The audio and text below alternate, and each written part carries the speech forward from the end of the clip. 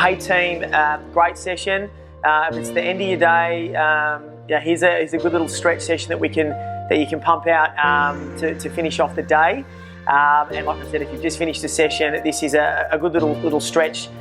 Isolating in particular today, we're going to hit quads in this little 5-minute stretch. So your quadriceps, front of your thighs, and glutes. So that's where we're going to focus on. So first one, you've got a chair, couch, somewhere you can sit down if you're outside on a park bench or something.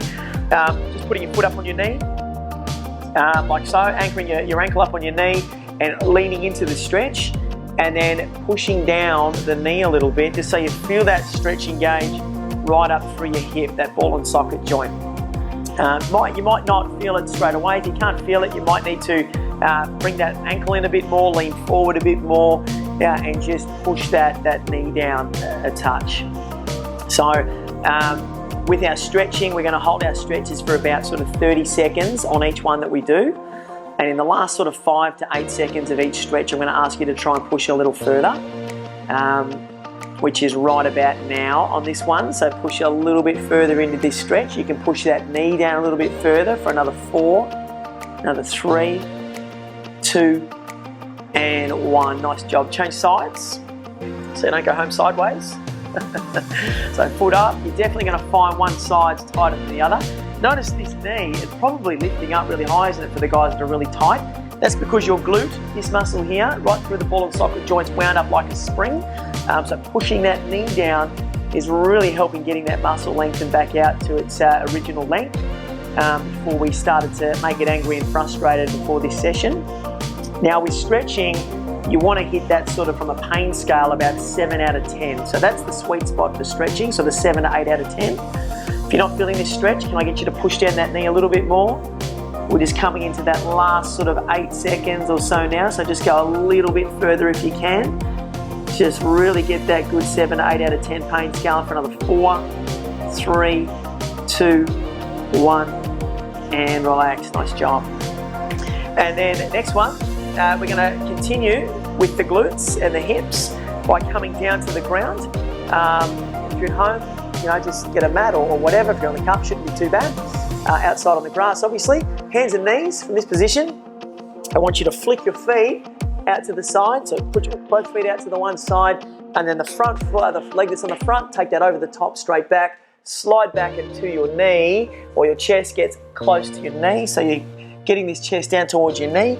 Head on sideways so I can see what's going on here.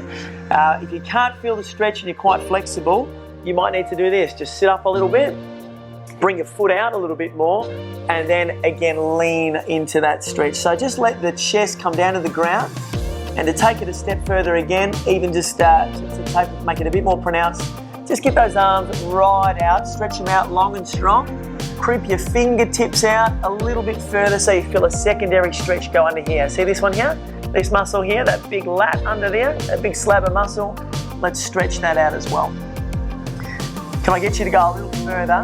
Just a little harder if you can, just for another 5, 4, 3, 2, and 1. And then come out of that one. And then we'll flip it over to the other side, or flick it to the other side. So from here, feet go out to the other side, front leg, over the top, straight back. Slide that back leg right out so it's nice and straight. Chest down to the knee.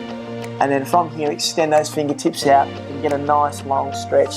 Obviously not holding your breath while you're stretching. Every time you breathe out, just imagine the muscles relaxing and the filaments in the muscle just sliding out further and further. I like to think or sort of liken the muscles when they're stretching to Allen's jelly snakes.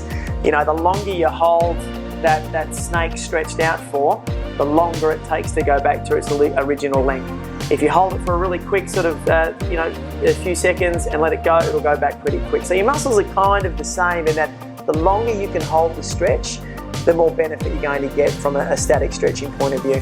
Can I get you to really creep those fingertips out even further and just really hit that 7 to 8 out of 10 pain scale for another 4, 3, 2, and 1. Nice job. And our third and final stretch is for our quadriceps today. So it's going to be the front of the thighs.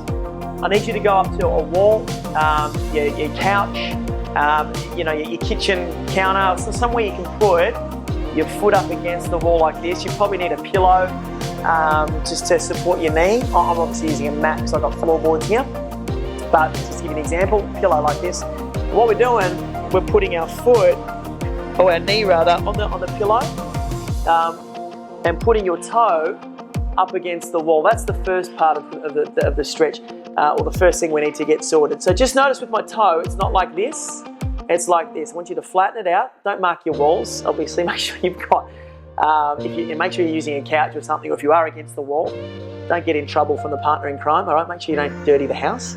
And with the knee, if you're not that flexible, I'd have it about 20 centimeters away from the wall. For the guys that are really flexible, get your knee right up to the wall. And the next part we've got to achieve with this stretch is getting this foot out like this. Hands on the ground for a bit of support at this point. Heel directly below your knee, and then pancake your hands up on top. Put my hat normal now. Hands up on top, pancake your hands, and then just sit up nice and tall. Okay, so the taller you sit, the more you're going to feel this stretch engage through the front of your thigh. Now, some of you will be that tight that just sitting here is going to be enough. And if that's enough for you, great, just stay there. For the guys that are quite flexible, like I mentioned, sitting up taller, and even going up to the top like this, putting your hands up and over and reaching straight back. If you can get your hands touching the wall behind you to stretch out this thigh even more, hold that stretch. Again, that's 7 to 8 out of 10 pain scale. You don't need to push beyond sort of 8 out of 10. Just sit in that sweet spot with the stretching zone. Relax that breathing. And if you can go a little bit further, just for the last 4 counts.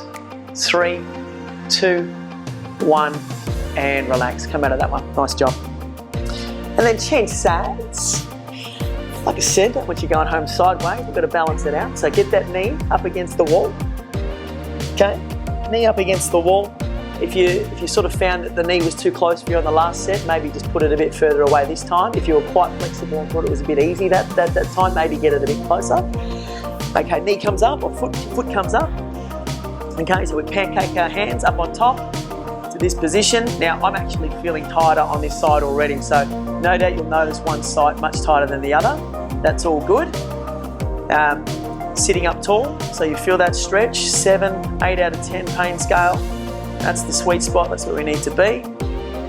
Now for the guys that are quite flexible, you know your secondary option, which is to take your hands up as long as you can and reaching back, trying to get your hands to touch the wall behind. For the guys that are already in their world of pain, just sitting here, that's fine, stay here. And if you can all push it just a little bit further for another 4, 3, 2, 1, and relax there. Nice work, team. That's just a very quick stretch for legs. Check out the videos and go to the stretching library if there's other muscles that you want to focus more specifically on. There's chest stretching, there's upper body stretching, there's hamstring stretching. You know, there'll be a stretching video for each muscle group that should there be a specific muscle you're tight with. Foam rolling is obviously the best preventative thing for tight muscles. This will be a regular feature in the app, so you will see a video on this stuff as well. But for now, that should be enough just to at least alleviate some of the lactic acid that was building up in that session and any tightness you may have in your quads.